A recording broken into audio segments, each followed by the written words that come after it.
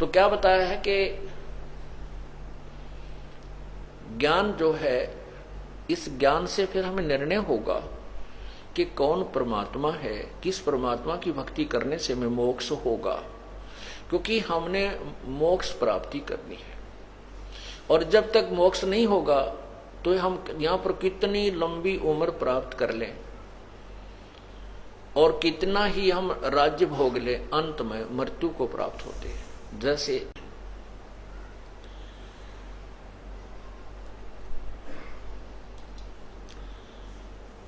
आपने शब्द सुनते हैं, मन तो बस रे सुख के सागर, जहां शब्द सिंधु रत्नागर। ओहो, मन रे तू बस रे सुख के सागर, जहां शब्द सिंधु रत्नागर।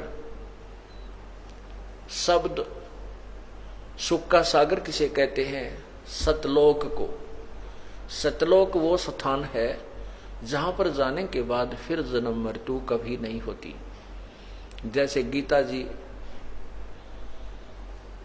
अध्याय नंबर 15 के श्लोक नंबर 4 में कहा है कि जब तुझे तत्व ज्ञान प्राप्त हो जाए, उस तत्व ज्ञान रूपी शस्त्र से इस संसार रूपी सृष्टि के ज्ञान रूपी ज्ञान को, अर्थात उलझे हुए इस वृक्ष को उस तत्व ज्ञान रूपी शस्त्र से काट कर, अर्थात तत्व ज्ञान से समझकर, उसके बाद उस परमेश्वर के उस परम पद की खोज करनी चाहिए, जहां जाने के बाद फिर प्राणी साधक संसार में लौटकर कभी नहीं आते, अर्थात उनकी जन्म मृत्यु कभी नहीं होती।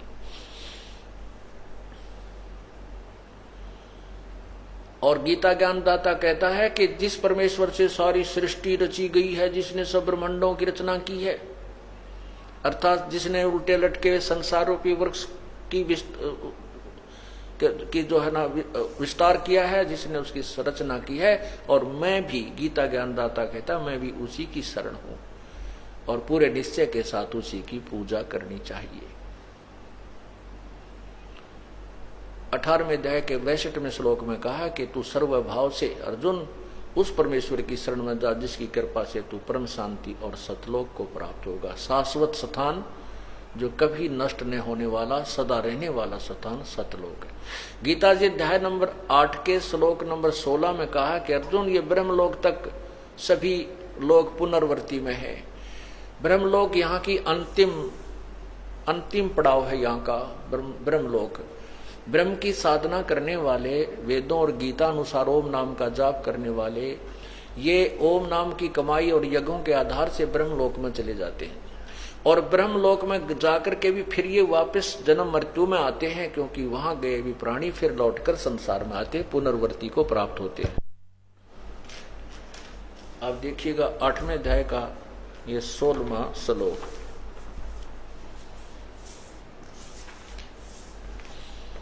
ये देखिए पवित्र गीता जी,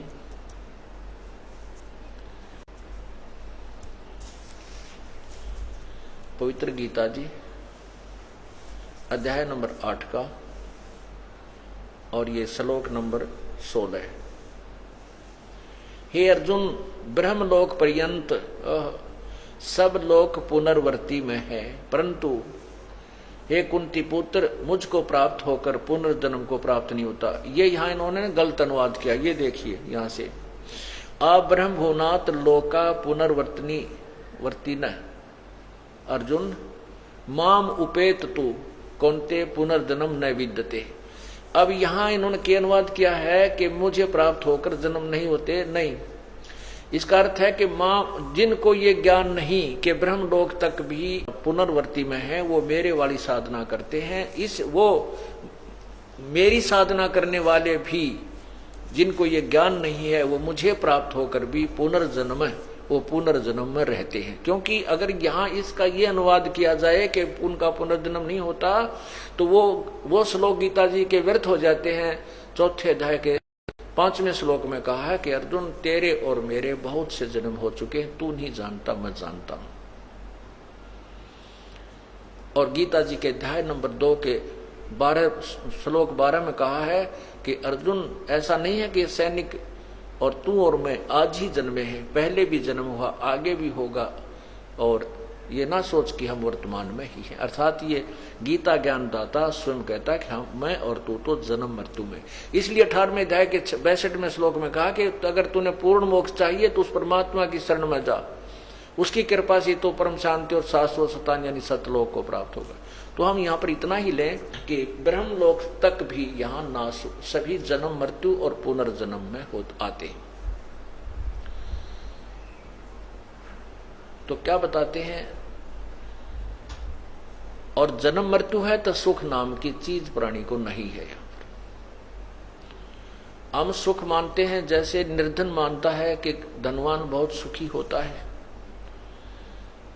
और धनवानों की स्थिति अगर आप देख लो तो कहना ही क्या है, उसको चैन नहीं दिन रात। धनवान सेठ सोचता है कि राजा लोग ही सुखी होते हैं, इनके आगे पाछे नौकर घूमते हैं और इनकी जुबान से सब कुछ ठीक होता चला जाता। नहीं, राजा कभी सुखी नहीं होता। एक परिवार का छोटा सा मुखिया जिसमें 5-7 सदस्य होते हैं, उन्हें के अरेंजमेंट में उसको दिन रात नींद नहीं आती, चिंताएं बनी रहती हैं। और एक राजा तो बहुत बड़े क्षेत्र का पिता मुखिया बन जाता है, एक जो है ना इंचार्ज बन जाता है, तो वो इतने बड़े परिवार का पिता बन जाता है तो उसको दिन रात नींद नहीं आती। कभी कोई प्राकृतिक आपदा आ गई है, कभी उसके अपने ही मंत्रिमंडल में कोई विद्रोह होने की खतरा रहता है, कोई विरोधियों का उसके जो है ना कुछ कुछ सुनने को मिलता है। हाँ ठीक है, वो सामने घुटी ला के पड़ गया है, तड़के सलूट मारने खड़े पावे हैं, इसलिए वो ऐसा लगता है कि राजा बहुत सुखी होगा। नहीं, राजा को सपने में भी सुख नहीं होता। राजा सोचता है कि स्वर्ग के देवता सुखी होंगे, देवता सोचते हैं इंद्र को ही सुख होगा। इंद्र को जब देखते हैं इंद्र की दुर्गति, ओए होए, आप इतिहास पढ़कर देखो स्वर्ग के राजा इंद्र का, कभी उसके ऊपर कोई चढ़ाई कर रहा है, कभी उसको कोई, कभी इंद्र तो है ना अपने राजधानी छोड़कर भाग जाता है, मार काट हुई रहती है। इंद्र सोचता है ब्रह्मा विष्णु महेश ही सुखी होंगे। ब्रह्मा विष्णु महेश को सौंपने में भी सुख नहीं है।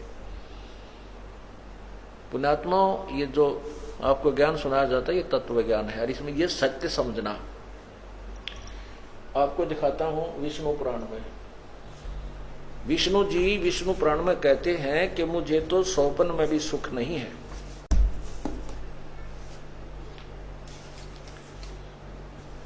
विष्णु पुराण में लिखा है कि विष्णु जी स्वयं स्वीकार करते हैं कि हे ब्रह्मा को कहते हैं कि मैं तो राक्षसों के मारने में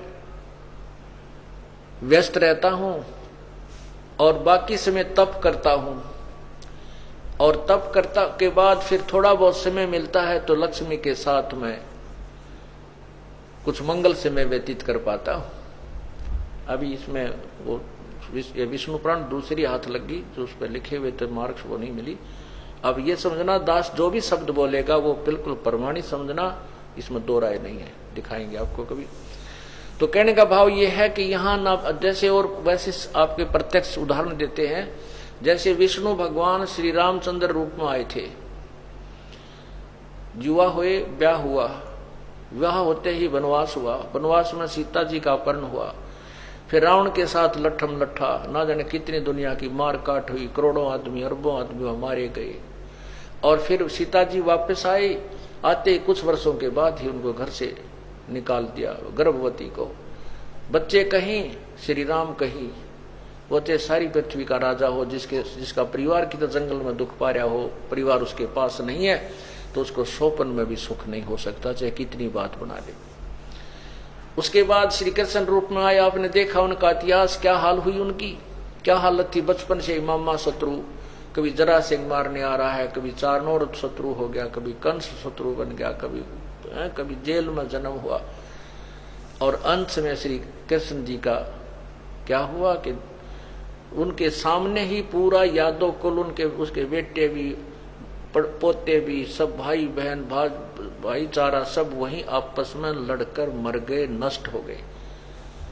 जिस व्यक्ति की आंखों के सामने सारा परिवार मर जाए वो कितना सुखी हो सकता है।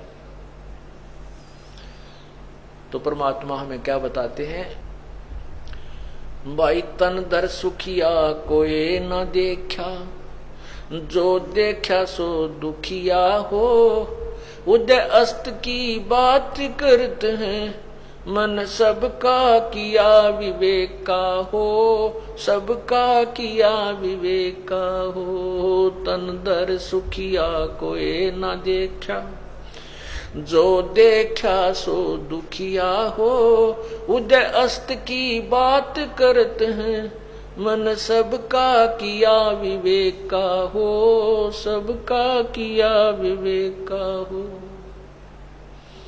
भाई घाटे बाधे सब जग दुखिया, के गृहस्थी बैरागी हो। घाटे बाधे सब जग दुखिया, के गृहस्थी बैरागी हो। सुख देव ने दुख के डर में, गर्भ में माया त्यागी हो, गर्भ में माया त्यागी हो। तन दर सुखिया कोई न देखा, जो देखा सो दुखिया हो। उदय अस्त की बात करते हैं, मन सबका किया विवेक का हो, सबका किया विवेक का हो। भाई जंगम दुखिया योगी दुखिया, तपस्वी को दुख दूना हो। जंगम दुखिया योगी दुखिया, तपस्वी को दुख दूना हो। आशा तृष्णा सब में व्यापे, कोई महल ना सुना हो, कोई महल ना सुना हो। तन दर सुखिया कोई न देखा, जो देखा सो दुखिया हो। उदय अस्त की बात करते हैं, मन सबका किया विवेक का हो, सबका किया विवेक का हो। भाई साच कहूं तो यो जग ना माने, और झूठ कही ना जाई हो। साच कहूं तो यो जग ना माने, पर झूठ कही ना जाई हो। ब्रह्मा विष्णु ये शिव जी दुखिया, जिन ये राह चलाई हो, जिन ये राह चलाई हो। तन दर सुखिया कोई न देखा, जो देखा सो दुखिया हो। उदय अस्त की बात करते हैं, मन सबका किया विवेक का हो, सबका किया विवेक का हो। फिर क्या बताते हैं भाई, सुरपति दुखिया भूपति दुखिया, ये रंक दुखी बपरीती हो। सुरपति दुखिया भूपति दुखिया, रंक दुखी बपरीती हो। कहे कबीर और सब दुखिया, एक संत सुखी मन जीती हो, संत सुखी मन जीती हो। तन दर